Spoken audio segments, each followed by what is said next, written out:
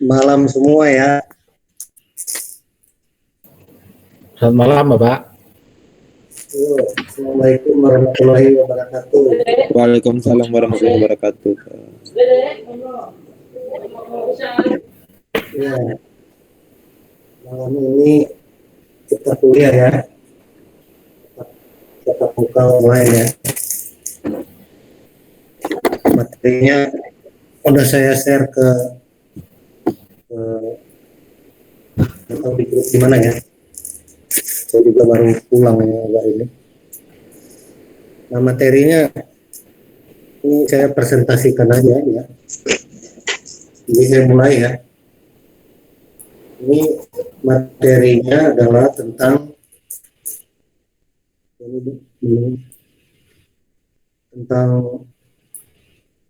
subjek objek pajak ya. Jadi subjek dan objek pajak. Ada dua materi ya. Ada objek pajak, ada subjek pajak. Tapi dalam pengertian ini lebih banyak ke KUP ya, ketentuan umum perpajakan. Ketentuan umum perpajakan itu mengatur tentang DPP, dasar-dasar umum pengenaan pajak. Nah, sehingga ada yang disebut objek pajak di situ. Ini saya bikinnya objek pajak ya. Objek pajak itu adalah objek kali tarif. Jadi apa saja yang melekat pada transaksi ekonomi akan dipungut pajak oleh pemerintah. Nah, dasar pengenaan pajak disebut DPP. DPP itu adalah objek pajak kali tarif pajak. Nah, tarif itu bisa menimbulkan pro dan kontra. Ya, tentu saja pro dan kontranya itu diawali dari prinsip perpajakan ya. Yang bersifat pajak daerah maupun pajak nasional pusat ya. Kenapa dia bermasalah? Karena tarif itu akan menentukan besarnya pajak yang harus dibayar, pajak terutang atau kita bisa kreditkan pajak. Itu yang pertama. Yang kedua, objek pajak itu banyak dikritik orang juga. Pertama dari perluasan objek pajak. Yang kedua dari keadilan tarif pajak. Jadi ada yang mengatakan kalau kita lihat tax amnesty itu, ya, tarif pajak itu berbeda antara repatriasi yang ada di luar negeri, pajak yang ada di dalam negeri dalam UMKM. Itu tarifnya berbeda. Jadi orang mengatakan ini juga menimbulkan persepsi adanya ketidakadilan ya. Dalam artian bahwa tarif pajak yang disebut normal dan baik itu seperti apa. Nah, itu yang menjadi masalah ya. Jadi objek pajak itu diperluas hampir seluruh sektor lini kehidupan masyarakat. Yang ketiga, kita sudah sampaikan di kuliah sebelumnya ya, yaitu sejauh mana pajak itu bisa memberikan pajak bagi masyarakat, dalam artian jaminan sosial masyarakat terhadap pembayar pajak itu. Kemudian yang kedua, subjek, artinya orang yang membayar. Orang yang membayar. Yang membayar tentu saja warga negara. Jadi bayar kemana? Dibayar kepada negara. Jadi proses bayar-membayar. Dan di situ berlaku istilah self-assessment. Self-assessment itu membayar, menghitung, memperhitungkan, menyetor melalui SPT, dibilling untuk kemudian kita bayar. Tapi yang kita laporkan itu, walaupun dia self-assessment, memungkinkan Direktorat Jenderal Pajak itu mengaudit. Ini kan paradok. Sudah dipercayai tapi diperiksa ya. Jadi ada prasangka-prasangka ya di situ. Prasangka-prasangka apa ya, banyak lah, nggak usah saya sebutkan ya. Jadi muncul paradok undistrust. Paradok undistrust itu ketidakpercayaan ya, keraguan. Lalu ada media yang ketiga yang menjembatani ya antara yang membayar dengan yang dibayar ini, terutama dari segi yang membayar, yaitu konsultan pajak yang bersertifikat. Nah, konsultan pajak ini bertindak dualitas dalam prakteknya ya. Di satu sisi dia ideal yang diharapkan dari undang-undang itu, idealnya adalah supaya wajib pajak ini dapat memenuhi kewajibannya dengan baik. Itu harapannya. Tapi konsultan pajak itu juga di sisi yang lain mencari celah hukum untuk mengingkari pajak. Jadi ada dialektik ya antara yang seharusnya dengan yang sebenarnya. Nah, hari ini saya melihat berita di Kompas TV Live tadi sekitar jam 3 jam 4. Ada orang yang dikandangin KPK ya, ini fotonya. Namanya ada yang nggak usah saya sebut. Tapi menurut keterangan KPK, kasus ini ke-11 kali atau ke-10 kali sejak tahun 2010. Berarti ada sekitar tiap tahun itu ada aja yang dikenangin KPK sama masalah pajak. Di satu sisi pemerintah menginginkan kepatuhan wajib pajak, tapi di sisi lain otoritas perpajakan juga ya kita ragukan, begitu aja. Terbukti kok ada 10 kasus selama 10 tahun ya, jadi per tiap tahun selalu ada kasus. Pertanyaannya, kalau ini kesalahan atau kelalaian, ya kelalaian itu kalau lagunya siapa itu? Lupa saya lagu siapa itu. Mungkin Pak Wid ingat ya. 1 kali kumaafkan, 2 kali kumaafkan, tapi 3 kali ya sudah. Artinya kalau lebih dari 3 kali, ya ini orang jadi bertanya, jangan-jangan ini sebenarnya sebuah modus yang sudah berjalan seperti teori gunung es. Jadi yang terlihat di permukaan saja, yang tidak terlihat jauh lebih banyak. Nah, praduga itu selalu muncul ya. Dari dikandanginya hari ini orang yang tidak patuh, terutama orang yang harus kita wajib taati, tetapi dia tidak mentaati. Ini kan agak memprihatinkan juga. Nah, oleh karena itu sebenarnya muncul masalah, yaitu masalah pertama. Jadi problem pertama hari ini adalah masalah diskursus itu. Pertama, kalau kita lihat fenomena fakta ya, jadi saya ngomong pakai data, nggak ngawur ya. Karena 10 sampai 11 kali sejak 2010 penyimpangan oleh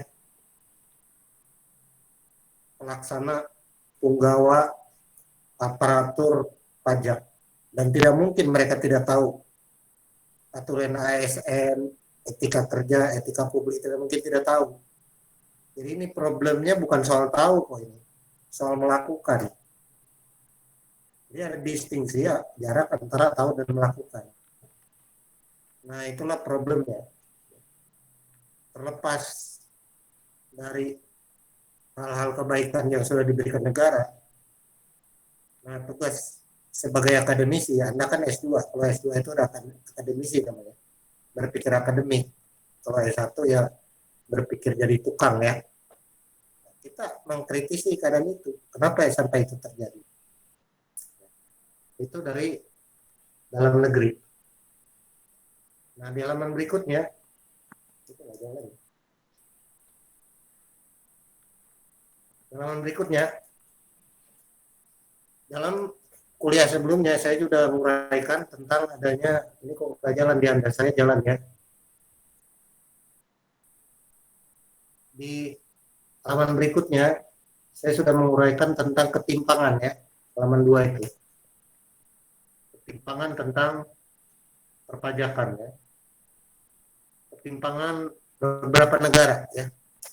Di situ ada ini kuliah kita sebelumnya dari nih, Thomas Piketty ya, yang sudah kita utarakan sebelumnya, yaitu tentang apa namanya, problem masalah 3 kasus besar yang menimpa, yaitu fenomena Paradise Paper, Panama Paper, dan Pandora Paper.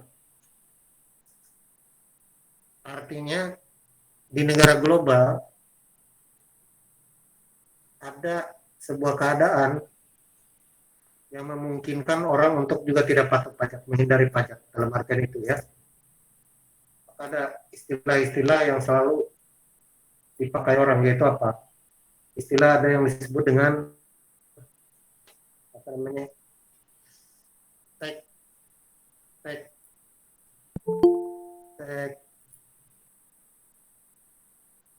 kok nggak mau ya? Tax.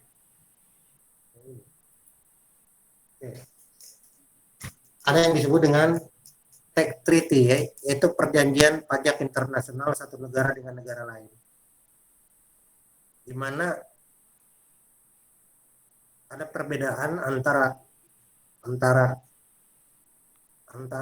warga negara dengan warga pajak. Di warga negara itu bisa dilihat dari teritorial dalam wilayah NKRI ya, dan juga di sisi lain wajib pajak itu adalah warga dunia. Dalam konteks artian bahwa terjadi perusahaan yang disebut dengan multinational corporation itu, yang hari ini sebagai CPNK kita, yaitu yang disebut dengan transfer pricing ya. Ada penelitian mahasiswa yang baru ujian kemarin doktoral bimbingan saya.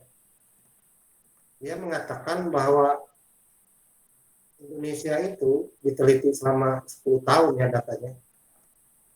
Kecenderungan perusahaan melakukan transfer pricing Indonesia itu dia sebagai cost center, pusat biaya. Pusat biaya maksudnya gimana? Jadi kalau pusat biaya di Indonesia, tapi kalau pusat laba di luar negeri. Nah, kalau itu terjadi bagaimana artinya? Ada yang disebut dengan hidden wealth itu. Begitu saya terangin ya. Ada buku teks tentang hidden wealth. Maksudnya bagaimana? Biaya-biaya yang tidak atau mempengaruhi jumlah pajak yang dibayar itu dibebankan kepada perusahaan yang ada di Indonesia.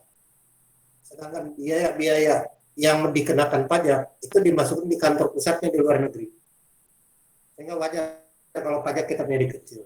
Nah, saya rasa penelitian Pak Nur Jayadi ini nanti saya kirim setelah ujian kapan-kapan bisa ya. Untuk itu membuktikan bahwa di Indonesia adalah sebagai bukan profit center, tapi perusahaan yang ada di Indonesia itu dari luar negeri itu investasinya sifatnya sebagai cost center. Jadi kalau perusahaannya nanti sudah untung ya sudah, dia akan dipindahkan ke luar negeri. Di sini hanya sebagai cost center. Anda tahu kan dalam strategic management itu fungsional atau strategi cost center atau profit center. Ya, jadi kalau kita membayangkan transfer pricing itu seperti yang perusahaan itu seperti grup itu dia punya divisi-divisi. Divisinya itulah dinamakan PT. Kemudian berkembang jadi berekspansi negara lain.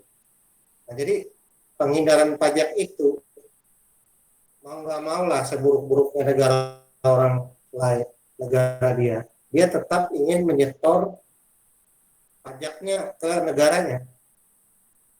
Nah, saya nggak tahu di Indonesia. Sayangnya mahasiswa saya ini tidak meneliti bagaimana perilaku warga Indonesia yang memiliki induk perusahaan di luar negeri. Apakah dia akan mengembalikan pajaknya itu dalam konteks bahwa kalau ada laba perusahaan yang besar, induknya dipindah ke Indonesia supaya pajaknya dibayar Indonesia? Kelihatannya tidak, menurut saya.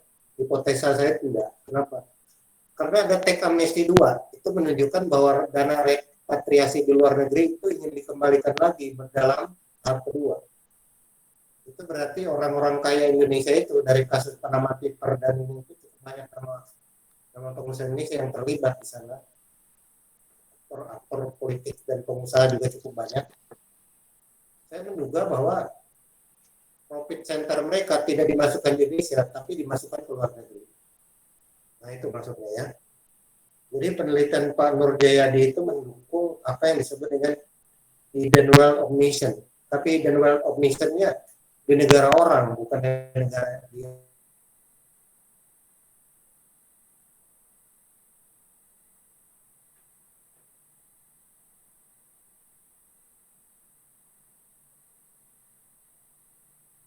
Yang bersangkutan.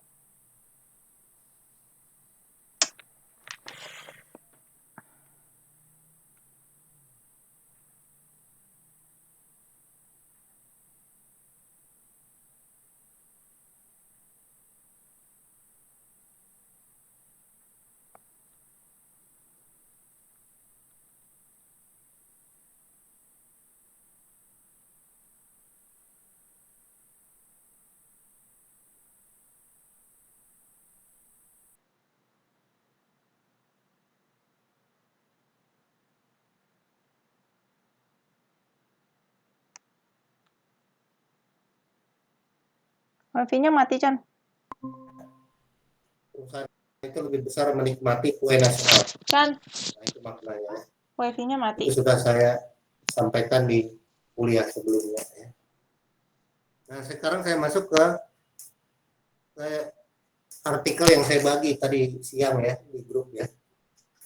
Bagaimana kita melihat tax return ya sebuah negara. Ini adalah penelitian dari data statistik Eropa ya yang diterbitkan ya. Nah kalau kita melihat, coba lihat ya di sebelah kanan itu tarif pajak kali objek pajak kita. Ini adalah perbandingan pajak tax ratio kita ya. Itu kalau dilihat data di Asia Pasifik di sebelah kanan saya kasih keterangan itu rata-rata disurvei 21%. Nah, di Indonesia itu yang paling baik itu cuma 2012 mendekati 15% angka ideal yang dikehendaki dari pemerintah ya. Nah, coba kita lihat sekarang ya di negara-negara Eropa pada umumnya. Secara umum di sana tax ratio-nya 41%, mengalami penurunan ya 41,1%, kemudian dari tahun 2008 41,2%. Itu hampir berapa kali lipat ya? Hampir 4 kali lipat ya. Hampir 4 kali lipat antara negara-negara rata-rata Eropa dan masing-masing negara. Jadi kita bisa ngebayangin gimana itu bisa terjadi. Makanya pernah cerita ya di Kampung Magelang. Kampung saya ada orang naik motor yang nggak pakai helm, kemudian ditegur sama polisi. Kamu kok nggak pakai helm? Ya, anak itu bilang, emang kenapa Pak? Ya nanti kalau Bapak kecelakaan, kepalanya pecah gimana? Bapak mati nanti. Terus ditanya balik sama orangnya, emang kalau saya mati negara ini peduli sama saya apa enggak sih Pak? Nyawa-nyawa saya kok. Nah, ini kan ada tertawaan sebenarnya di balik data ini. Ada problem sebenarnya. Artinya apa? Kalau dikatakan kalau seperti Anda ini, kalau Anda nggak mampu, misalkan sekolah Anda terputus karena Anda PHK, maka Anda diberikan beasiswa oleh negara, Anda ditanggung oleh negara sampai Anda tamat S2. Anak yang baru lahir, anak yang masih embrionya 3 bulan, itu udah ditanggung oleh negara dari hasil pajak rakyatnya. Makanya tax ratio-nya tinggi. Jadi ini soal ideologi kalau kita lihat. Nah, halaman berikutnya. Nah, kalau kita lihat, saya tanya di bawahnya, mengapa di Indonesia tax ratio itu rendah? Nah, kalau kita lihat per GDP ya, itu negara-negara yang tinggi dan negara-negara yang rendah. Tidak ada yang di bawah 20% di data ini. Pertanyaan mengapa tax ratio di Indonesia itu rendah? Tadi udah dijawab, pertama dari segi penelitian yang sudah ada dilakukan itu, bahwa di Indonesia itu perusahaan-perusahaan luar itu kalau dalam konteks transfer pricing itu sebagai cost center. Kalau cost center maka tidak bisa dikenakan pajak, perjanjian pajak itu. Tapi profit centernya akan ditarik ke negara-negara lain. Ya mungkin persepsi saya, mudah-mudahan saya salah, ya, dan saya berdoa tetap salah hubungan saya. Mungkin ada persepsi orang yang ngapain bayar pajak di negara ini, atau orang bule mungkin orangnya kayak gini, negara barbaran ya, sudah mending dibayar negara lain aja. Jadi ada semacam solidaritas ya. Maka Eropa itu memiliki parlemen Eropa dan menteri keuangan Eropa ya. Jadi mata uang tunggal Eropa, walaupun Brexit ada ya, British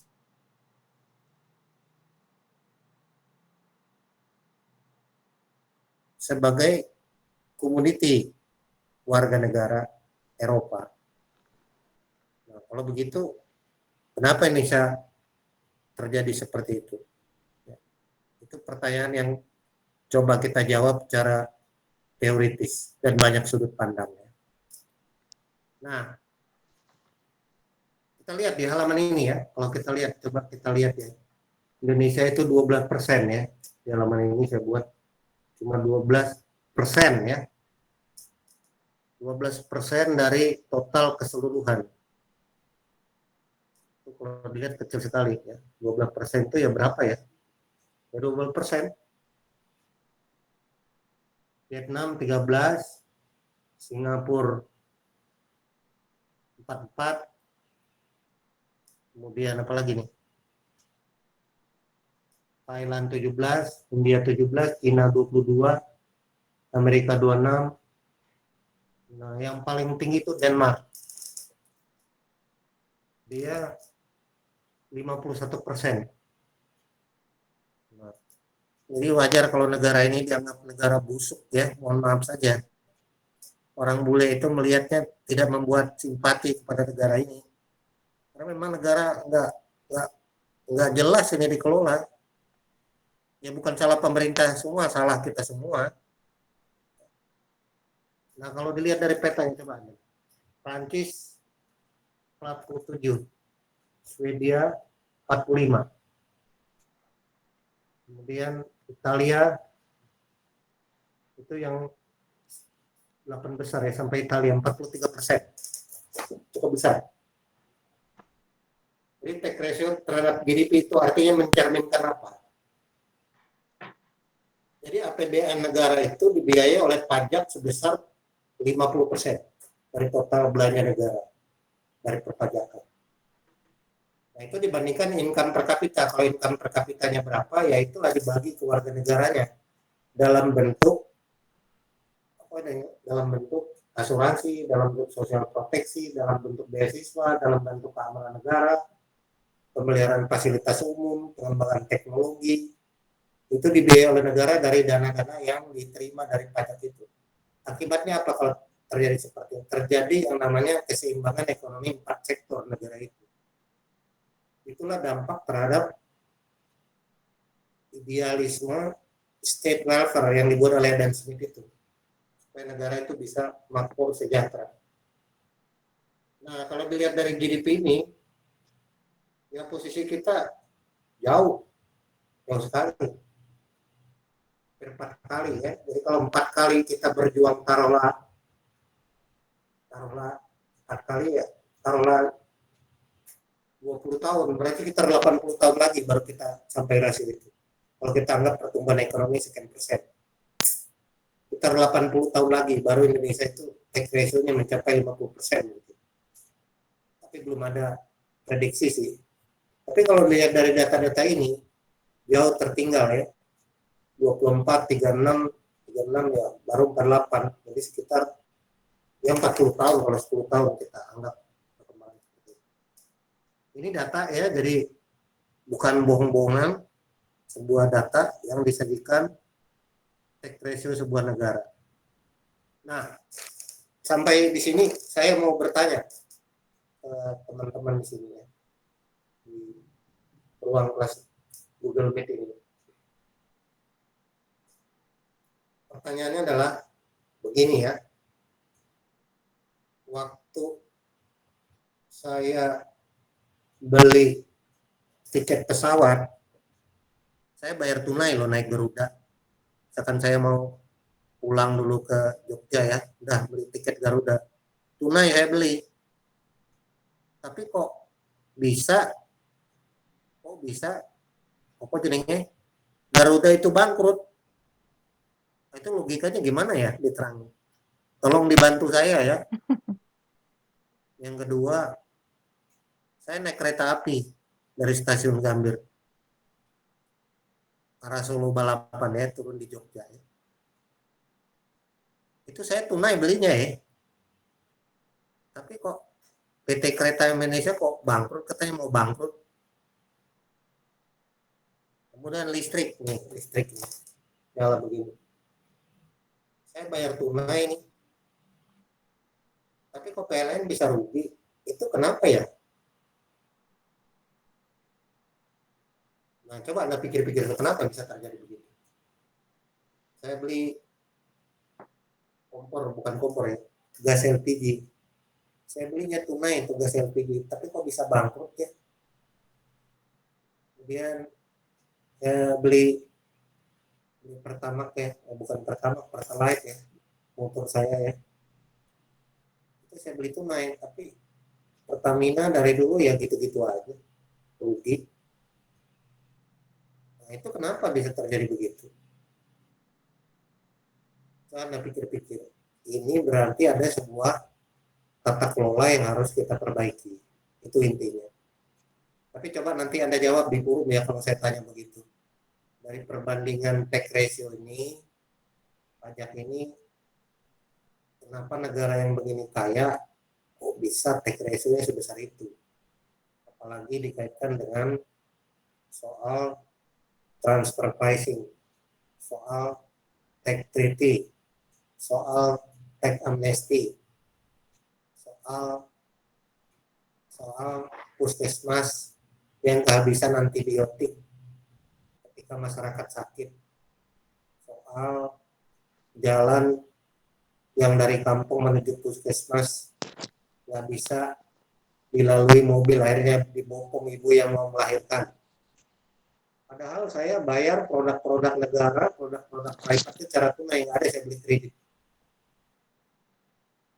Ini ada sesuatu yang misleading menurut saya. Ya.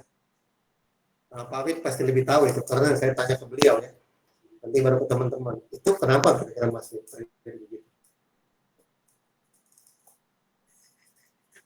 Bisa ya Pak Wid ya, dijelaskan itu kenapa itu terjadi.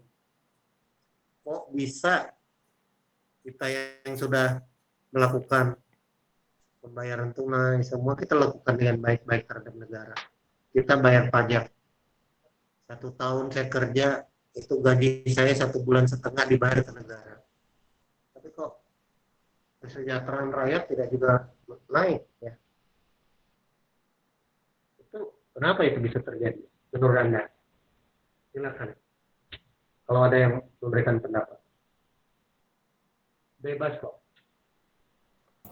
Berpendapat, Prof. Nah, ya monggo. Ini saya sebagai yang paling tua, jadi pertama menjawab. Lagi.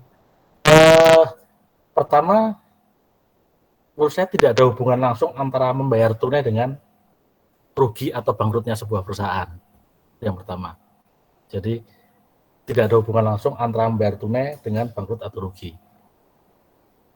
Rugi atau bangkrutnya perusahaan lebih disebabkan antara penghasilan dibandingkan dengan biaya. Jadi biayanya lebih besar daripada penghasilan. Demikian, Bro. Ya artinya kalau begitu, Kenapa perusahaan itu nggak direncanakan dengan baik? Kan ada strateginya. Iya, kembali lagi ke tata kelola tadi, Prof. Pakemnya kan ada itu. Aturan akalnya bagaimana supaya perusahaan ini tidak pilot. Kita diajarin analisis menggunakan budgeting yang baik, memiliki visi dan misi yang baik, memiliki komitmen terhadap apa yang sudah dianggarkan sehingga perusahaan ini bisa running well. Itu kan berarti ada secara mikro ekonomi dua sektornya pun bermasalah. Implikasinya terhadap negara, warga negara, dan seluruh kepentingan publik. Itulah kira-kira. Jadi kalau mau diperbaiki ya sebuah ibaratnya negara ini kalau kita mau sebut ya ibaratnya pesantren lah. Pesantren itu kan ada ajaran yang menginginkan warga pesantren itu tertib. Tertibnya bangun jam sekian, kemudian mandi harus sekian, sholat jam sekian, ngajinya jam sekian, praktek laboratorium. Coba Anda pergi ke pesantren Gontor itu Anda lihat. Anda cukup 3 hari lah nginap. Atau kalau Anda mau ini ke Magelang itu ada asrama ya, asrama Katolik namanya, asrama calon imam mereka namanya asrama Katolik apa itu namanya, Petrus Canisius ya, di Metro Yudan ya. Itu jam 9 nanti lampu mati semua. Itu diatur, nanti jam 4 bangun, mandi, cuci piring, ibadah pagi, makan, terus diatur. Jadi tertib warga negara itu. Ini negara itu seperti barak. Itu namanya komitmen berwarga negara. Kira-kira seperti itu ya. Jadi Anda jadi ngebayangkan sekarang. Mengapa jadi seperti itu? Itu menurut saya Pak Wid ya. Mudah-mudahan saya salah ya. Ada komentar sebelum saya lanjut. Ini nyantai aja ini. Nyantai aja kuliahnya. Ada nggak komentar? Monggo.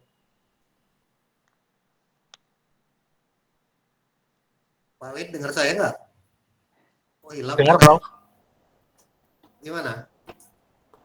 Setuju, Prof. Memang kembali ke tata kelola perusahaan tersebut. Iya, padahal kita udah diseminarkan, udah nulis tesis, nulis skripsi tentang good corporate government. Udah 25 tahun kita tulis itu variabel. Saya tiap hari nguji itu, tiap hari mahasiswa. Ada variabel BCG selalu dipakai, ada teori etika, tapi prakteknya nihil gitu. Tapi hasil pengujiannya signifikan semua. Kelihatannya kita itu lebih suka formalnya, bukan substansinya ya. Itu yang dimaksud oleh Habermas yang akan kita pakai hari ini. Praksisnya nggak jalan di negara ini. Teorianya jalan. Teorianya jalan itu artinya kita cukup memperluas wacana pikiran, tapi wacana tindakan nggak ada. Itulah disebut tindakan publik. Karena perusahaan yang buruk itu akan membawa kepada publik. Membawa kepada publiknya apa? Pengangguran, dan membawakan apa lagi? Membawa kecilnya pembayar pajak, kemudian mengurangi apa lagi? Multiplier effect. Orang yang punya warung dekat perusahaan itu menjadi tutup. Gojeknya nggak ada penghasilan dari situ. Nah itu disebut multiplier effect. Jadi keburukan sebuah kasus itu akan merembet sistem-sistem yang lain. Jadi kalau kuku kita rusak, seluruh badan kita rusak. Kira-kira begitu. Maka itulah yang disebut sistem. Jadi Habermas membuat sebuah pengertian distingsi antara teoria dan praksis. Praksis itu tindakan. Tindakan kita di wilayah publik. Itu tidak sama dengan yang kita batinkan. Tidak sama dengan ideologi kita. Kita semua tahu, misalkan ini saya ulang-ulang sampai 10 kali, bahwa mengambil yang bukan haknya itu tidak boleh. Tapi hari ini kasus ke-10 kalinya KPK menangkap orang yang memiliki otoritas perpajakan. Itu kan aib sekali kalau menurut saya. dari segi itu. Kita di sini botak-botak sariawan belajar pajak teori dari mana-mana saya tanya ya, untuk kita mempertajam pemikiran supaya ada yang disebut dengan pemahaman. Kalau kita paham, kita udah sadar. Kalau kita sadar, maka ada tindakan. Jadi prosesnya panjang menurut sahabat masih. Belajar dulu, tahu, paham. Nah, kita itu mungkin baru belajar sama tahu doang. Pahamnya belum. Sadarnya apalagi, tindakannya belum. Jadi proses orang menjadi tindakan itu proses pembudayaan ya, atau habitus. Habitus itu kita dididik dari awal bagaimana seperti model pesantren atau model seminaris tadi, untuk dididik orang menjadi tahu bertindak setelah dia sadar. Sadar itu artinya dia pikirkan terlebih dahulu pemikiran. Nah, itulah disebut kesadaran instrumental. Instrumental itu artinya apa? Sebelum bertindak kita memperhitungkan dan menghitung sesuatu. Apa telosnya, tujuannya itu. Nah, ada cerita, saya lupa ceritanya itu, kenapa pesta anggur di Rio de Janeiro itu tidak dilakukan lagi. Tapi saya lupa ingat cerita itu. Itu pesta itu pesta anggur ya. Jadi orang kalau udah panen anggur mabuk-mabukan ya, karena memang begitu ya. Rio de Janeiro itu seperti apa ya? Kalau di Jawa Timur itu juga ada ya. Tiap tahun dilakukan ya. Parade ya. Parade seni ya. Nah, parade seni itu gagal kenapa? Karena ada satu orang petani yang memiliki lahan yang bagus. Kemudian tiap tahun tiap kepala keluarga petani itu wajib menyetor anggur terbaiknya ke alun-alun kota. 1 liter, ada yang 2 liter, tapi anggur yang bagus. Ekspor dimasukin ya. Nah, tahun pertama ada 3 orang yang memasukkan anggur palsu. Anggurnya masih enak. Kemudian tersebar ke sebelah. Udah deh kamu storin aja 2 liter bagus, 3 liter jelek. Akhirnya nular. Akhirnya pada tahun kelima anggurnya udah nggak ada rasanya, rasa air semua. Nah, itulah efek dari tindakan berbuat salah berakibat terhadap sistem. Jadi kalau ada pembiaran, maka itu akan terjadi yang disebut pembusukan internal. Nah, kira-kira seperti itu. Nah, hari ini saya akan meminjam salah sudut pandang salah satu pemikir yang paling terkenal yang mempengaruhi peradaban kenapa Eropa itu maju. Nah, ini ada seorang peneliti atau sebuah masa pemikiran, saya sebutnya Mazhab Frankfurt. Mazhab Frankfurt itu adalah mazhab yang dikembangkan oleh 3 tokoh, yaitu Horkheimer, Adorno, dan Herbert Marcuse. Ya. Mazhab ini meneliti tentang ilmu-ilmu sosial, bagaimana merubah struktur sosial masyarakat sehingga terjadi transformasi. Jadi kekuasaan negara atau polis disebut tidak melakukan hegemoni terhadap warga negaranya. Artinya ada proses demokrasi yang baik. Sehingga tata kelola sebuah institusi, baik negara maupun organisasi, itu mengedepankan praksis tindakan ilmu sosial. Nah, hari ini saya akan meminjam salah satu tokoh, yaitu nama Jawa di ujungnya, Habermas. Ya ini kalau di sana mungkin di Jawa mungkin Hartono, Mas Hartono ya boleh lah. Jadi nama orang ini juga Habermas ya. Habermas itu adalah masa Frankfurt fase kedua ya. Jadi dia yang hidup sampai hari ini, umurnya 92 tahun ya. Kalau saya tidak salah. Karena beliau itu lahir setelah Sumpah Pemuda, 1 tahun di atas Sumpah Pemuda, jadi hampir 92 tahun ya. Masih hidup sampai sekarang. Nah, tokoh ini yang membuat bagaimana diskursus yang dilakukan oleh masa Frankfurt itu membawa sebuah ideologi, yaitu bagaimana kekuasaan itu diperoleh, diatur sehingga dia menjadi ruang publik yang sehat. Nah, ruang publik yang sehat itu ditunjukkan tadi dengan tax ratio di negara-negara Eropa yang tinggi itu. Itulah dasar saya memilih. Kenapa teori Marshall Frankfurt, Jürgen Habermas saya ambil.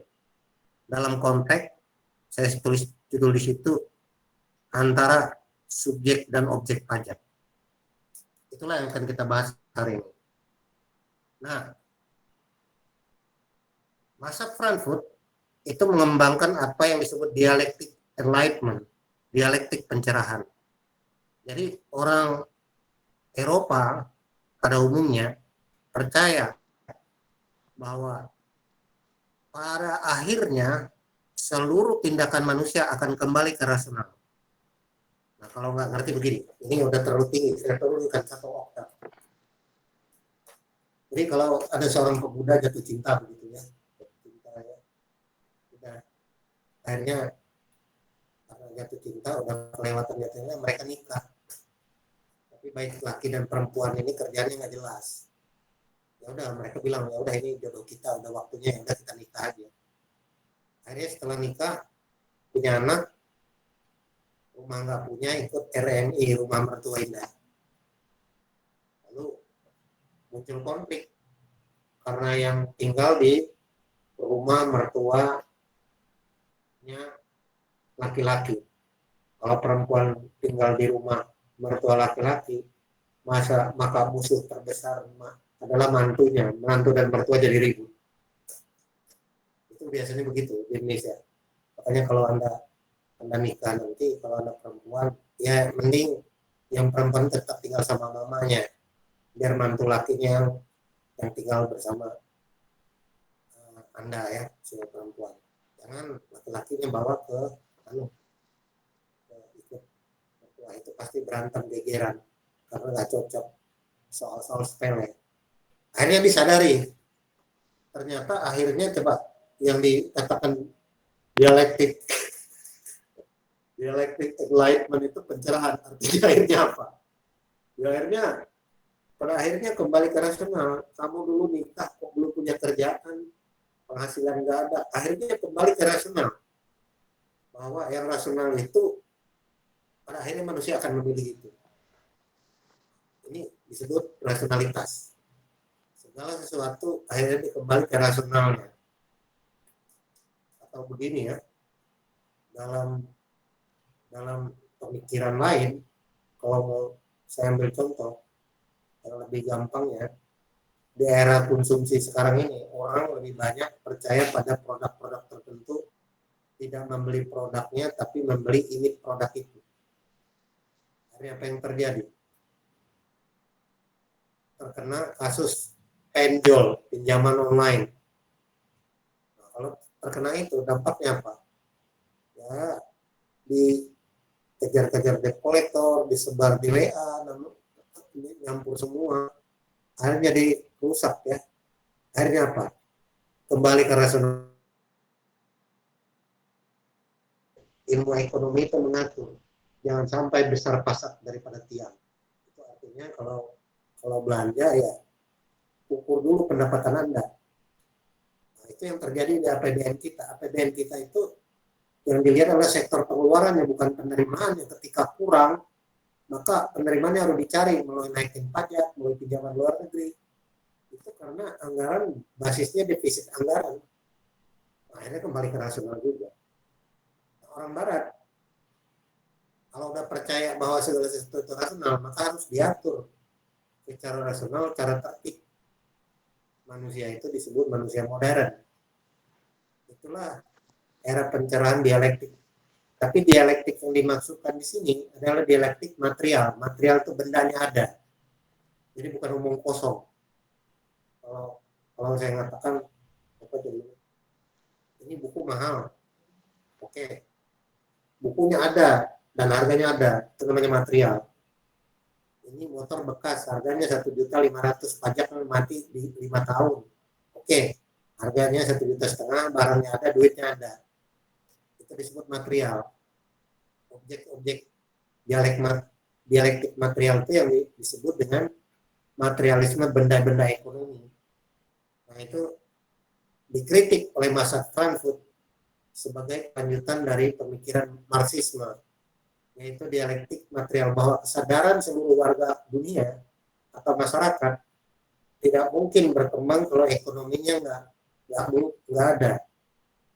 Anda kuliah-kuliah malam begini sama saya ya, temanya tentang Adorno dan Horkheimer, tapi perut Anda masih kosong, mungkin Anda bisa belajar. Atau masih S1 ya, saya kali lagi kasih kuliah, tapi dia udah 3 bulan belum bayar kos, tidak mungkin dia bisa belajar.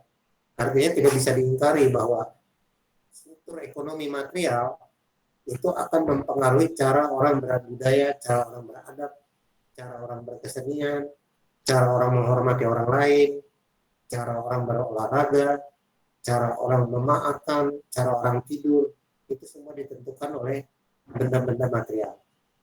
Dan bagaimana kita mewujudkan itu bisa terwujud kalau ada yang disebut oleh John Locke itu sebagai common good, kebaikan bersama. Kebaikan bersama itu harus dibangun. Kebaikan bersama itulah disebut wilayah publik. Wilayah publik itu wilayah polis atau negara. Maka negara itu harus diatur dengan baik. Ciri-ciri negara yang baik itu kalau ada keadilan. Nah, tapi keadilan itu bukan hanya di dalam diskursus atau wacana, tapi dalam praksis tindakan. Itulah yang dikembangkan oleh masa Frankfurt, Adorno, Horkheimer, dan Marcuse, Herbert Marcuse. Kemudian di era kedua dilanjutkan oleh Jürgen Habermas. Nah, oke, saya lanjut. Kita melihat ya, menurut Habermas, dalam bukunya Knowledge and Human Interest, jadi di balik pengetahuan, kata Habermas, selalu ada kepentingan. Selalu ada kepentingan. Kepentingan itu disebut human interest. Saya ambil contoh di bawah ya. Misalkan ilmu fakta dan analisis itu sifatnya objektif. Maka itu ilmunya bersifat teknis. Artinya apa kalau ilmu teknis? Ilmu Anda menghitung matematik. Itu ilmu teknis. Kemudian ilmu kedua, ilmu subjektif. Subjektif tergantung saya. Lalu kalau dia menjadi kepentingannya apa? Ilmu subjektif. Intersubjektivitas di antara kita adalah saling memahami. Oke, saya paham kamu perempuan, saya laki-laki. Oke. Kita kalau lagi pengajian nggak boleh duduknya bareng, kamu sebelah sana, saya sebelah sini. Jadi saling mengerti. Jadi saya menafsir Anda, hermeneutis itu menafsir tafsiran Anda. Kemudian kata Habermas, ilmu yang paling penting di ilmu sosial, kalau kita ingin membangun masyarakat yang baik, sosial humaniora, itu harus bersifat kritis. Dari saling memahami, kalau kita udah saling paham, maka harus ada emansipasi. Emansipasi itu keterlibatan semua orang. Jadi kalau mau buat aturan pajak, jangan maunya otoritas, tapi mau semua orang.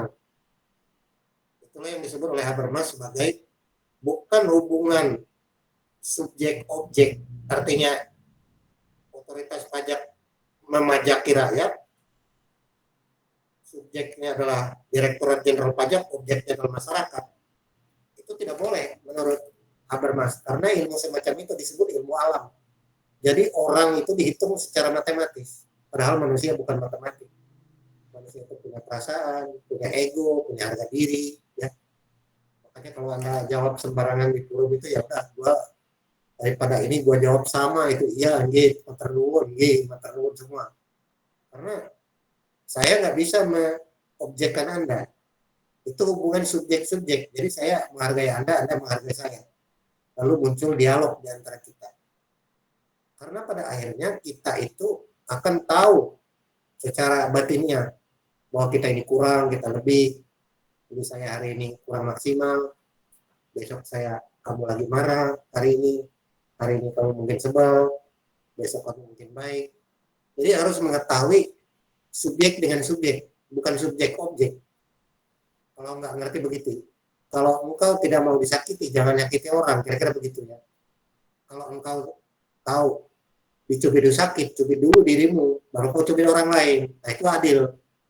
Jadi kamu tahu ukuran nyubit yang pas itu seperti apa sih, ya segini, yang kenceng, diginiin aja udah cukup.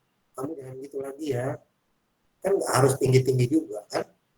Nah itu disebut subjek itu Anda paham kalau itu tidak baik, yang lakukan ke orang, bukan mengobjekkan orang. Pokoknya kamu harus bayar pajak begini, tarik kamu begini, kalau enggak kamu denda, kalau enggak denda kamu, saya kasih hukuman badan, kalau kamu enggak hukuman badan saya sita harta kamu, enggak berlebihan itu. Jadi apa jadinya ini mau nyampur ini, kalau Prof ini udah marah, Prof jangan pakai bahasa Jawa, ini udah kebaca. Apa ya, harus tahu ukuran lah. Jangan dumeh, orang Jawa bilang aja dumeh. Tujuh dumeh itu jangan mentang-mentang saya miskin, mentang-mentang saya bodoh, ya jangan hina. Kamu mentang-mentang pintar, ya jangan arogan. Jadi harus ada lah, kesetaraan disebut Habermas. Maka muncul ketiga yang disebut dengan dunia subjek pemikiran, subjek itself. Jadi Anda bisa berdialog dengan diri Anda.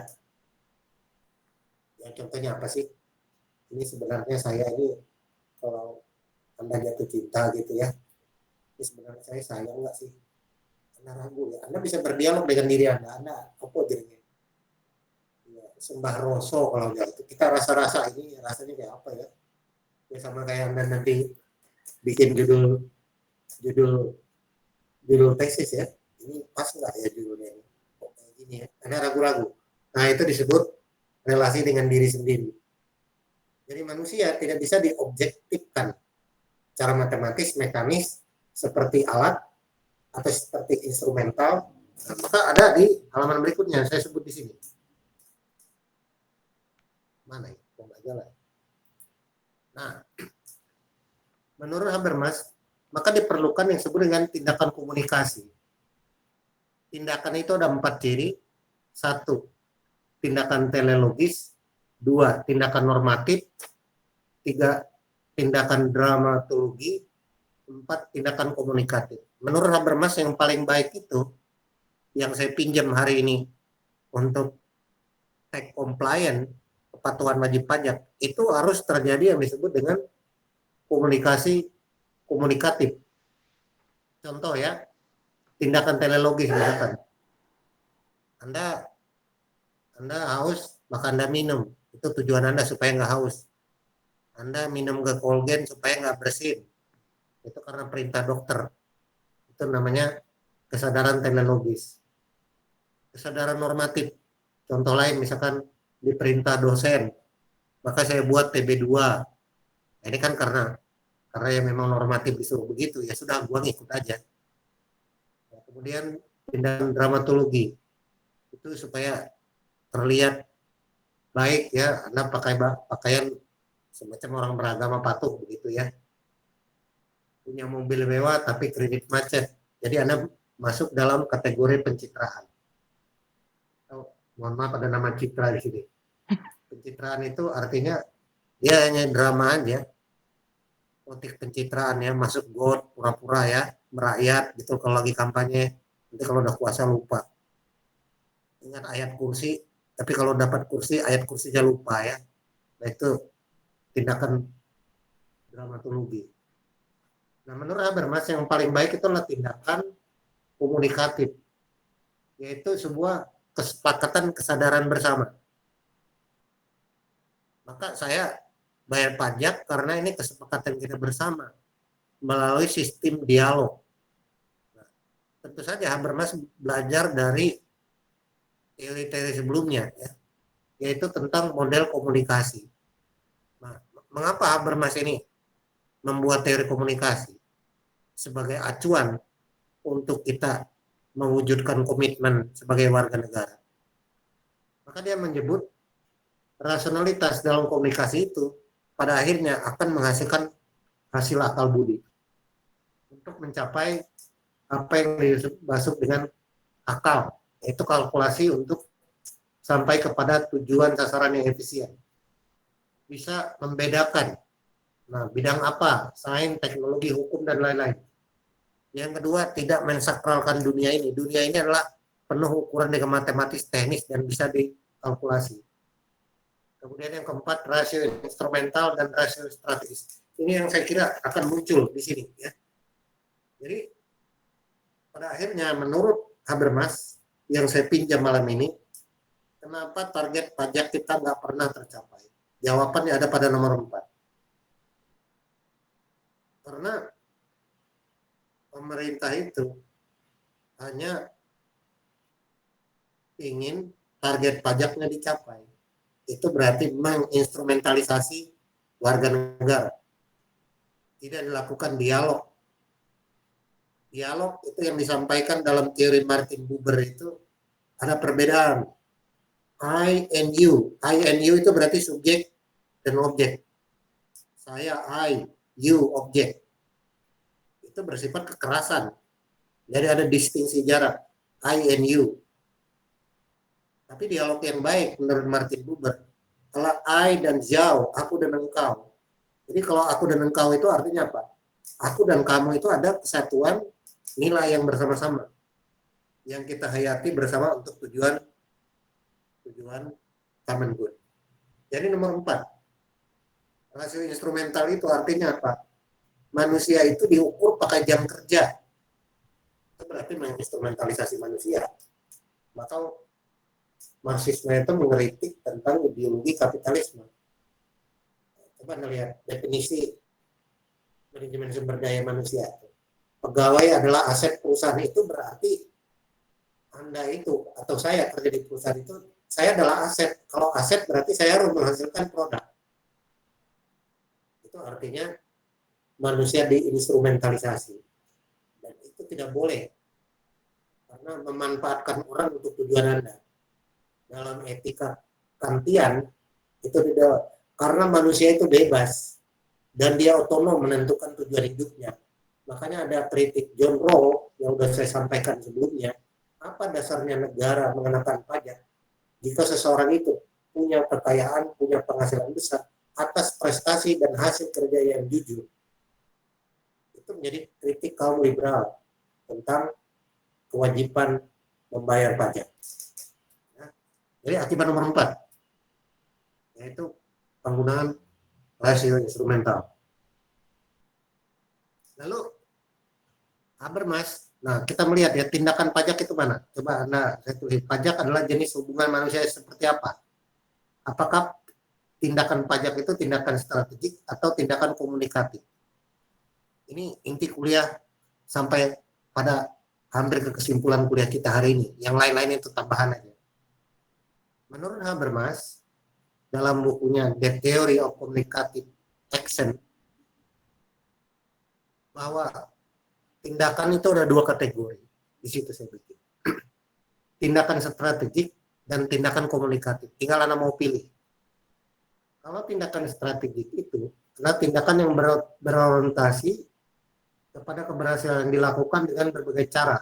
Bujukan, rayuan, tekanan, paksaan, ancaman, dan seterusnya. Kelihatannya undang-undang pajak itu adalah tindakan strategik kalau kita mengambil Habermas. Maka tindakan strategik itu dia berisi ancaman, tekanan, paksaan, dan seterusnya.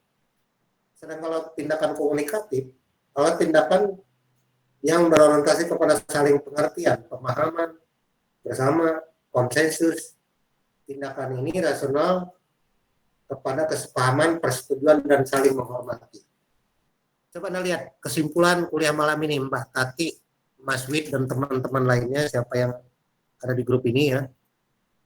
Mbak Lulu, Mbak Petrus, Murajija, Tati, Novita, Muhammad Saifuddin, Marlina, Imelda, Fahmi, Haris Prestio, Eka, Citra, Aprilia,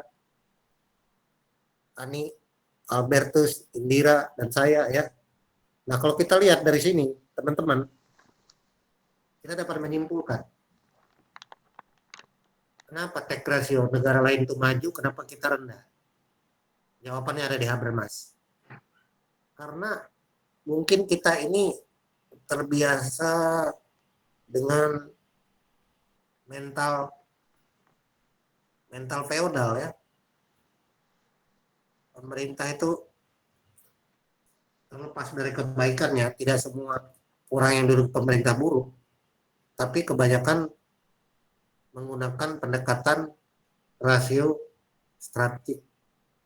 Karena itu take ratio kita itu rendah. Kenapa? Ya karena itu bukan tindakan komunikatif. Memang ada DPR, memang ada presiden yang dipilih tiap 5 tahun. Tapi pertanyaan kalau ditanya bagaimana proses pembuatan undang-undang, hukum, peraturan perpajakan PMK itu, apakah ada komunikasi yang disebut komunikasi tindakan komunikatif? Menurut saya tidak ada atau belum ada. Dan kita tidak punya. Maka yang terjadi, saya tulis di sebelah, terjadilah hegemoni negara, one dimension man, satu dimensi manusia, bahwa yang benar itu adalah tindakan strategi. Pokoknya kalau kamu harus ikut, ya. Kalau nggak ikut ini sudah dianggap salah. Maka teknik komunikasi yang baik itu menurut Habermas ada 3 prasarana komunikasi: bahasanya kesama, konsisten mematuhi aturan dan logika yang tersistematik. Yang peserta kalau mau diadakan dialog memiliki tujuan konsensus, tidak memihak, tulus, bertanggung jawab. Kemudian harus ada aturan umum yang diwajibkan tanpa tekanan dan diskriminasi. Jadi seluruh undang-undang di negara NKRI ini, menurut saya, mohon maaf saya agak bicara kasar, sangat compang-camping. Kalau orang pakai compang-camping itu, mohon maaf ya, itu akan terlihat alat kelaminnya, akan terlihat hal-hal yang harus ditutup. Nah, menurut teori Hannah Arendt itu menunjukkan negara itu negara barbaran. Negara barbaran itu negara yang menyesuaikan dengan hukum hewan.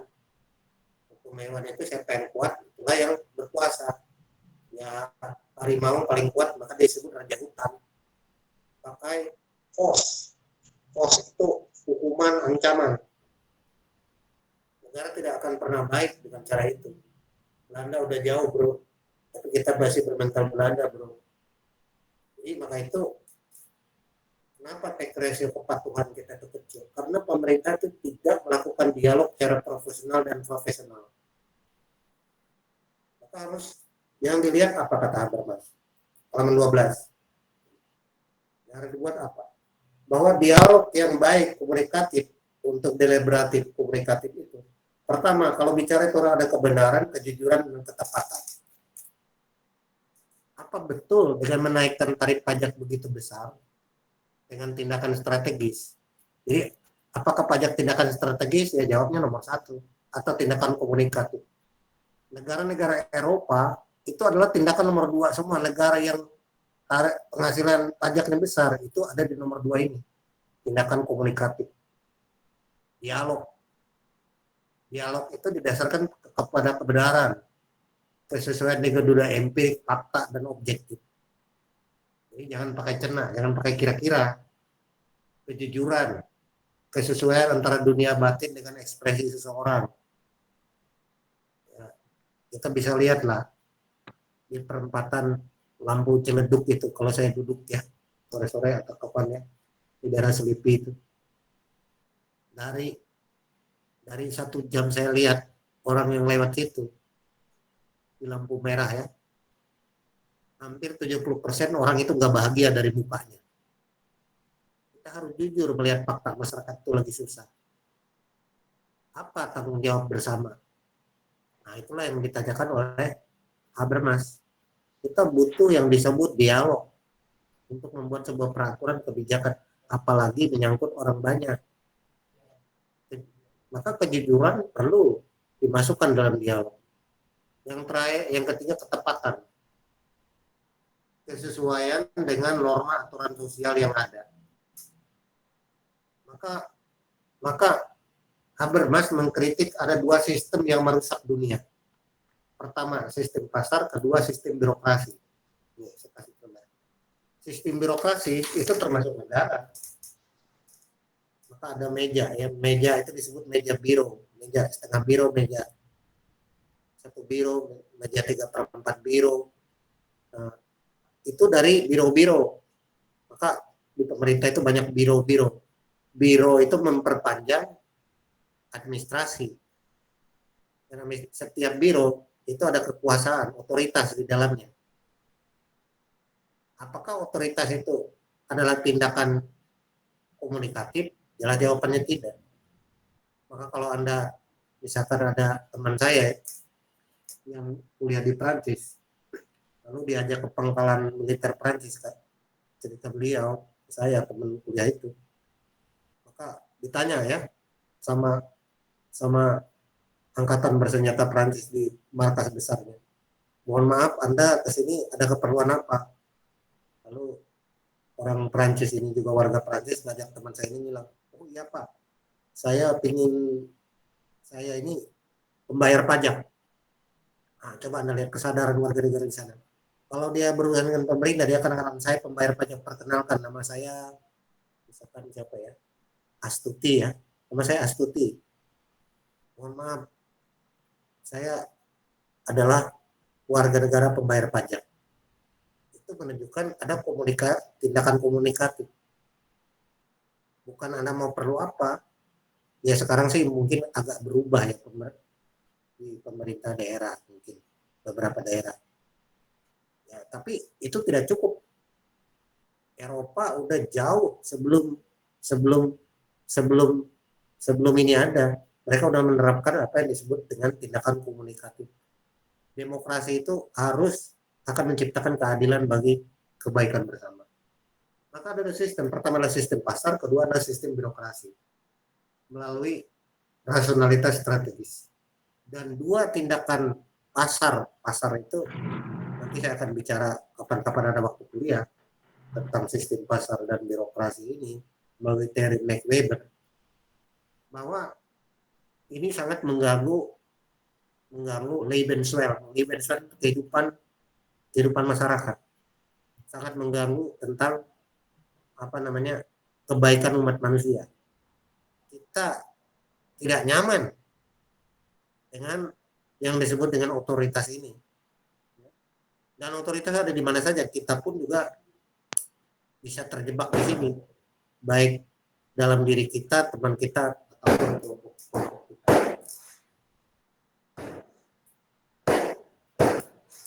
Nah, maka Habermas mengusulkan ada sebuah metode.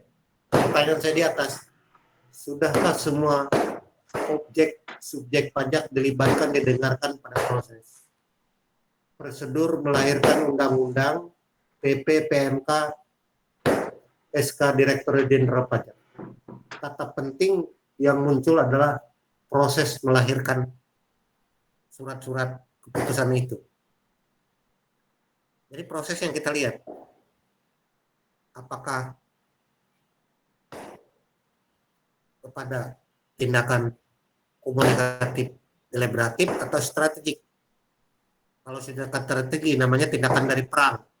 Perang itu ya nggak pakai diskusi. Kalau ada diskusi perang ya ada mati KB.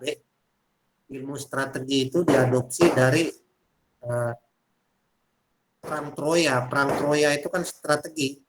Strategos itu dipakai oleh ilmu militer. Ilmu militer itu ya perintah. Jadi negara itu memerintah. Padahal dia tahu tiap 5 tahun itu bisa diganti oleh pemilu. Bahwa yang duduk di situ kita pilih aja mereka sebagai orang yang mengurus ini sementara waktu. Jadi dengan demokrasi seharusnya otoritas itu tidak berkuasa semacam cara begitu, semacam otoritas strategis, tapi harus ada otoritas komunikatif. Nah, oleh karena itu Habermas membuat sebuah demokrasi deliberatif yang menciptakan keadilan atau justice. Deliberatif itu artinya musyawarah, mufakat, menimbang. Demokrasi adalah pembicaraan tentang rencana kebijakan publik, wajib diuji keterlibatan warga dalam proses pembentukan undang-undang, PP, dan seterusnya, pajak, aspirasi agar terdapat kesesuaian. Ini saya kasih gede supaya ingat ini, antara yang memerintah dan yang diperintah. Jadi demokrasi deliberatif adalah bagaimana undang-undang, Perpu, PMK dihasilkan sehingga warga negara dapat memenuhi aturan itu. Proses deliberatif. Deliberatif itu artinya ada debat publik melalui mekanisme tidak hanya di DPR, tetapi di wilayah publik. Misalkan ya, ada yang disebut dengan kartu warga negara. Kartu warga negara itu misalkan begini.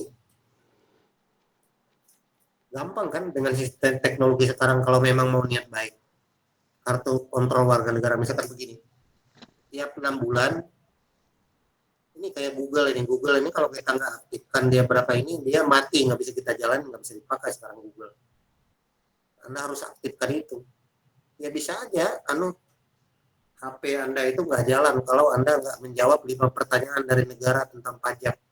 Coba dibikin begitu kuesioner. Kan bisa. HP kita kan terkonek dengan ektp. Jadi nggak bisa Anda dapat, sekarang dihilangin aja dulu itu kartu vaksin. Tapi sebelumnya kalau sekarang wes kaset, telat. Kartu vaksin itu nggak bisa Anda peroleh, printernya muncul di aplikasi itu kalau Anda tidak menjawab 5 pertanyaan dan kritik terhadap pemerintah. Coba dibuat menunya itu. Pakai Google Form kan bisa. Kritik terhadap teks amnesti yang akan dilakukan.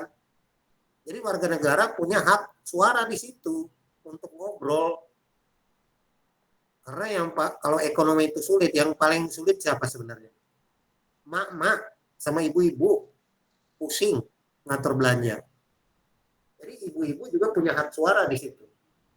Itu yang disebut oleh Habermas sebagai ruang publik itu harus bersifat kritis. Nah, cirinya apa dia? Dia harus mudah diakses nih, saya bisa kasih warna merah nih. Dia mudah diakses, melepaskan dari hegemoni pasar dan pemerintah. Ya bikin aja Google Form. Itu sama kalau saya ngajar di 5-6 kampus, setiap kampus nggak bisa isi absen kalau nggak ngisi kuesioner dia. Orang kan jadi ngisi, jadi ada feedback. Sekarang kan enggak. Bagaimana mau take ratio naik, orang kayak gini kerjanya nggak jelas kok. Ini bukan saya mau kritik loh, tapi ini dari teori loh. Silakan aja kalau mau dilawan teori ini. Orang ini teori diakui sebelumnya dan dipakai dan ada hasilnya kok. Jadi memunculkan masyarakat yang rasional akhirnya nih. Jadi jangan top down, nggak bisa itu top down, bottom up sekarang. Karena Anda yang duduk di pemerintah itu digaji oleh rakyat melalui pajak. Jangan Anda lupa loh. Jangan Anda lalu kemudian mempalsukan kekuasaan itu lalu menindas kami balik. Nah, saya rasa ini yang tidak muncul. Makanya tax ratio kita itu kalau mau berubah bisa sampai 100 tahun negara ini. Bahkan bisa negara ini hilang kalau salah kelola loh. Orang negara lain udah 50% tax ratio-nya. Orang udah ada strategi penelitian negara ini sebagai kita pengen investasi besar. Maksudnya apa sih? Investasi gede, tapi investasi ya mereka akan minta namanya take holiday, akan minta ini, minta itu. Ya namanya pengusaha ya pasti begitu. Maka harus ada masyarakat yang rasional dan adil. Tentu saja ada etika di dalam diskusi publik itu. Coba Anda renungkan itu. Ini penyakit yang sulit diobati. Jadi kalau teman saya Mas Bobi ya, saya punya orang Aceh namanya Mas Bobi ya. Kenalan saya itu mahasiswa saya, tapi mukanya lebih tua dari saya. Saya nggak tahu, Bob, kamu kok lebih tua sih? Saya ingat selalu kata-kata dia, aduh Prof, kalau udah kayak gini mah, mending kayak orang Aceh, Prof. Apa? Kalau gelas itu pecah, mending lempar aja ke tembok biar beli baru. Kalau meminjam kata-kata teman saya Mas Bobi ini, sobat saya itu, ya sama aja, berarti harus perlu rekonstruksi ulang terhadap seluruh bolong-bolong compang-camping peraturan perundang-undangan bidang perpajakan dan seluruh tatanan negara ini, supaya negara ini dikelola secara baik dan bertanggung jawab. Karena negara yang baik itu dasarnya cuma satu. Dia harus disetir oleh rasionalitas tindakan melalui proses deliberatif, keterlibatan semua orang. Ya, itu menurut Habermas ya. Nah, halaman terakhir. Saya mengutip sebuah quote ya, sebuah kata-kata. Saya kasih merah, hitam. Ini begini. Adanya pertentangan atau oposisi atau kritik akan sangat membantu manusia untuk kebaikan. Layang-layang terbang dengan cara menentang, bukan mengikuti arus angin. Nah, ini kata orang barat loh. Kalau tidak salah yang ngomong ini Louis Mulford ya, seorang ahli teknologi yang menentang kapitalisme. Jadi kalau ada orang nggak setuju dengan Anda, itu membuat kita berkembang. Kritik itu beda dengan mencela loh. Saya kuliah hari ini tidak ada mencela menurut saya. Pertama, by data. Kedua, by teori. Ketiga, dia ada solusi. Maka ada perbedaan antara mencela dengan mengkritik. Tujuannya apa? Menghindari kerusakan hegemoni, kekuasaan yang menindas. Dengan cara ini maka ada perubahan perspektif cara kita berpikir. Nah, itulah kuliah hari ini ya. Saudara-saudara kalian, kita udah ketemu kenapa kita ngomong berbui-bui. Apa jadinya? Pajak ini.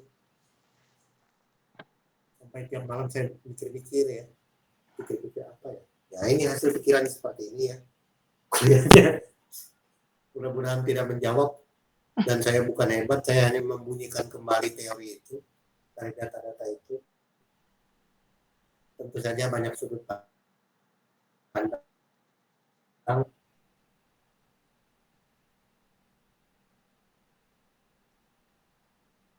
perdebatan di dalam proses diskursus publik atau ruang publik, apalagi dengan daerah teknologi. Harusnya seluruh peraturan itu buat semacam hearing publik, di mana orang yang bebas kepentingan untuk tujuan kebaikan bersama perlu dilibatkan dengan tidak ada, maka di situ ada etika dalam penyampaian diskursus yang baik. Silakan Anda baca sendiri. Tapi yang ingin saya katakan bahwa Habermas pada akhirnya menyimpulkan bahwa demokrasi deliberatif itu perlu dilakukan untuk menghasilkan undang-undang, karena dia kalau sudah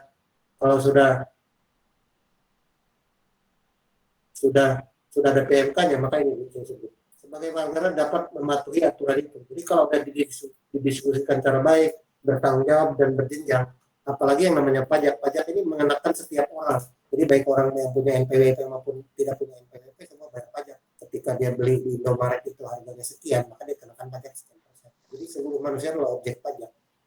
Teori perpajakan itu harus betul-betul rigor, bukan seperti peraturan tata tertib pengurus OSIS. Kalau itu sih bisa, ya pengurus OSIS besok diperbaiki lagi. Tapi negara loh, kalau negara itu, ruang publik harus dikelola dengan baik. Sehingga harus ada 3 hal dalam dialog itu: kebenaran, kejujuran, dan ketepatan. Kemudian harus ada ruang publik itu memberikan akses yang mudah untuk melepaskan hegemoni dari pemerintah, untuk menciptakan masyarakat yang rasional. Jadi memungkinkan common good itu terwujud. Pelajaran dari teori ini, dari hasil ini, inilah yang menciptakan tax ratio ini. Kalau kita lihat di sini. Jadi tax ratio ini, ya, kalau kita lihat jumlah pajak yang ada di negara itu ditentukan oleh hasil akhir ini. Nih, seperti ini. Kita itu rating 141. Itu kenapa terjadi distingsi itu? Tax ratio. Ya sudah terjawab. malam ini. Yaitu perlu proses yang panjang. Kapan itu terjadi saya tidak tahu. Tapi kalau kita nggak berusaha, ya nggak akan datang. Sebagaimana kata penasehat spiritual saya, Allah tidak akan merubah umatnya jika umatnya itu tidak mau berusaha. Itu kata penasehat spiritual saya. Nggak tahu benar nggaknya, tapi saya percaya aja itu benar.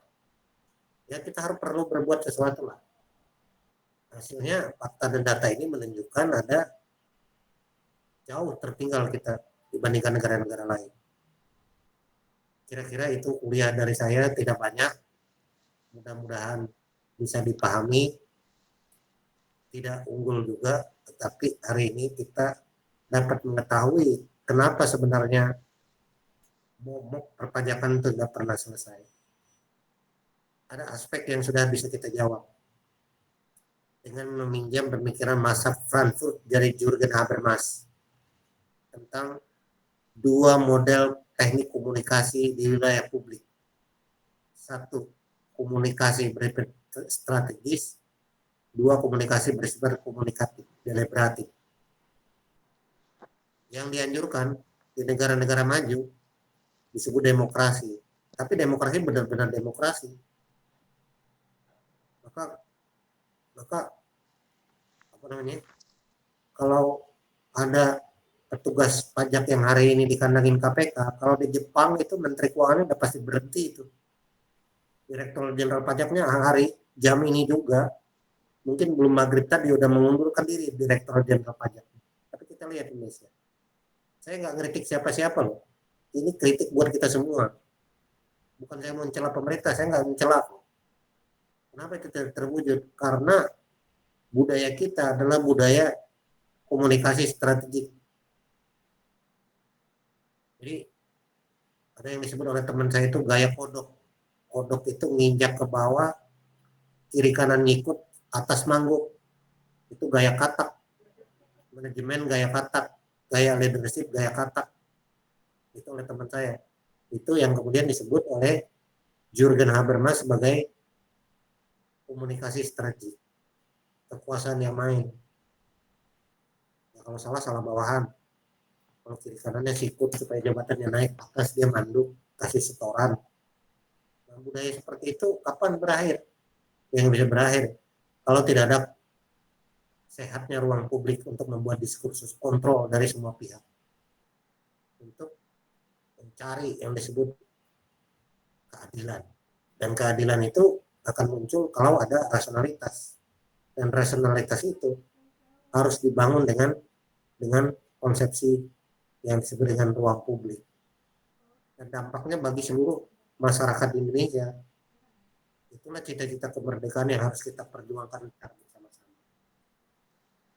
Data ini menunjukkan dari angka 141 sangat menyedihkan ya, buat saya ya.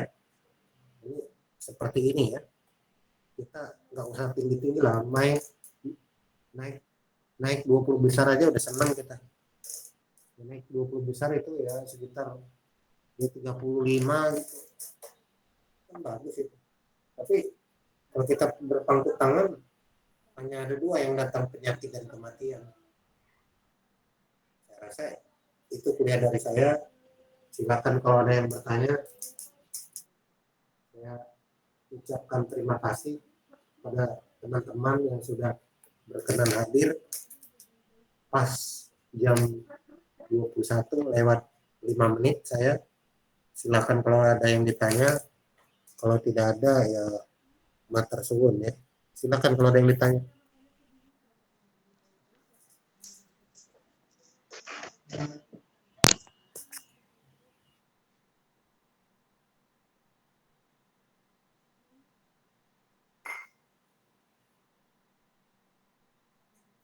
Ada yang ditanya?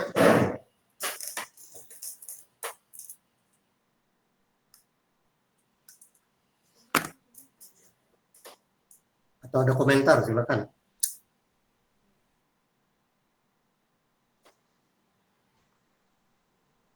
Minggu depan Pak Wid yang presentasi ya. sama Mbak Tati. Kalau enggak, ya masih Mbak Tati aja satu lembar. Apalah komentar terhadap ini lah. Silakan aja. Mbak Tati, Mas Wid, silakan aja. Mbak, Mbak Marlina boleh. Ya, siapa aja. Boleh ngomong apa aja kok. Sedikit komentar, Prof. Ya monggo, ini bebas Ya, ruang publik. jadi saya cuma membayangkan kira-kira apa yang harus dilakukan oleh pemerintah atau pengelola negara untuk merubah hal ini. Jadi saya bayangkan begini, biar penerimaan perpajakan atau tax ratio kita naik, teknik yang kita gunakan adalah teknik komunikatif. Nah, teknik komunikatif itu bisa berjalan dengan baik jika ada beberapa prasyarat. Jadi salah satunya menurut saya adalah pihak yang diajak komunikasi itu sudah mempunyai kesadaran, kan begitu. Dan untuk merubah kesadaran itu perlu, saya membayangkan perlu benar-benar menghilangkan satu generasi, seperti tadi disebutkan oleh Om Bobi tadi, bahwa kalau gelas pecah ya banting sekalian biar rusak sekalian. Cuma hal itu tidak mungkin dilakukan terhadap suatu dalam suatu negara, kan tidak mungkin terus rusak sekalian. Nah, saya cuma bayangkan ini seperti telur dengan ayam. Akhirnya yang dilakukan apa? Di satu sisi pemerintah saat ini perlu uang mendesak. Cuma untuk merubah strategi komunikatif itu juga, karena kalau sekarang masyarakat yang sekarang diajak komunikatif menentukan tarif misal, mereka akan meminta tarif yang rendah. Sehingga yang dilakukan pemerintah adalah meningkatkan tensi teknik strategis, menambah objek pajak baru, meningkatkan tarif, yang di satu sisi dari teori Jurgen Habermas ini mungkin lebih memperburuk, tapi ya bisa juga itu langkah yang tidak dapat dihindari karena itu kebutuhan mendesak saat ini gitu. Demikian, Prof. Ya betul, sudah. Makanya di era Pak Harto dulu ada sekitar 15 tahun, kalau saya tidak salah ya, terlepas dari kritik orang Soeharto banyak, itu 10 tahun tidak ada penerimaan PNS, jangan Pak TB Silalahi dulu sebagai Menpan. Itu sebenarnya mau potong satu generasi, tapi ya akhirnya beliau lengser, ya udah program itu batal. Nah, benar itu, jadi harus ada seorang ideolog ya, tapi sayangnya ideolog itu belum muncul ya. Ya orang Jawa Allah menyebut ini kita menghibur diri aja lah. Ada yang disebut dengan apa namanya, hadirnya Ratu Adil itu kan dalam mitos ya. Nah, kita boleh percaya mitos, kita boleh juga tidak ya. Nanti ada kuliah mitos di kuliah terakhir saya, karena pajak ini pada akhirnya juga sebuah mitos. Tapi mitos ini kalau kita pupuk secara terus-menerus, dia menjadi sebuah keyakinan. Kalau udah jadi keyakinan, dia menjadi habit dan tidak bisa diruntuhkan kembali. Jadi ada ideologi juga yang mengkritik gitu. Tapi secara umum kalau kita lihat dari GDP itu ya itulah, bahwa kita ini tidak lagi dipandang sebagai warga negara, tapi sebagai warga dunia. Maka keterbukaan informasi itu memungkinkan orang untuk melihat secara heritage, secara menyeluruh dan secara integralis. Nah, yang kedua, mungkin yang saya tahu, kalau orang baik itu sepertinya malas di pemerintah sekarang dan tidak mungkin memperoleh tempat juga. Karena tadi apa yang disebut oleh Habermas itu, kita bermain di teknik komunikasi ini. Teknik komunikasi mana ya? Ini. Kita di nomor 3. Ini. Teknik komunikasi yang disebut pencitraan. Nih. Kita drama aja semua itu. Jadi tidak otentik.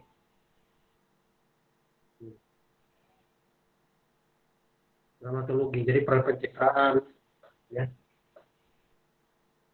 Sama aja spanduk-spanduk itu menjelang pemilu, menjelang pilkada, semua berbicara tentang kebaikan. Tapi itu kan hanya baru proses tahu aja, belajar dan tahu, pahamnya aja belum, apalagi sadar, apalagi tindakan.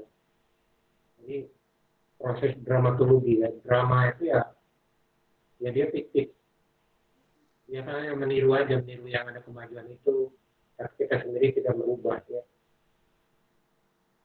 Saya dikatakan dalam teori Grenadi, teori siapa itu? Evolusi Darwinisme atau Darwinisme sosial itu. Ya, negara itu ada dua pilihan, berubah atau mati, itu saja. Ya, kenapa itu kenapa lehernya panjang ya karena dulu katanya makanannya tinggi-tinggi, akhirnya menyesuaikan dengan keadaan. Jadi bahasa-bahasa pemerintah pun tidak jujur. Kalau dia mengatakan harga beras naik, dia tidak menyebutnya harga berasnya naik, tapi dia penyesuaian harga. Itu kan berbohong sebenarnya, drama aja. Kalimat-kalimat drama yang dibuat. Kemudian dia menyebutkan paritol disesuaikan. Nenek lo, ya lo bilang aja naik. Nah ini komunikasi yang nggak jujur menurut Habermas, bukan saya ngomong. Saya hanya membunyikan kembali aja teorinya. Itu Pak Wid, jadi apa yang Anda katakan benar. Sekarang Anda udah paham ya. Kalau Anda ada paham teori ini, kita menjadi orang terpelajar dan terdidik. Anda calon master. Ya. Jadi berpikir lebih bijak, lebih adil, lebih menyeluruh. Ya. Dan tahu penyebabnya. Kalau nggak tahu penyebabnya, jadi kita mengerti. Kalau mengerti, akhirnya kita saling memahami. Saya hanya bisa memberikan sebatas wacana itu. Jadi tipe komunikasi dramatologi ya, drama. Ya hanya mitos saja. Dan itu dijual di emosi di masyarakat. Hasil akal budinya nggak ada. Itu kira-kira Pak, tapi Anda kelihatannya sudah paham apa yang dimaksud dengan teori ini. Soal apa yang harus dilakukan itu bukan wilayah kita, karena kita tidak bisa mengambil dalam hal kebijakan. Partisipasi itu dibuka oleh diskursus publik, dan itu ada di pihak pemerintah. Oke Mas Wis, terima kasih Mas Tersuun sangat.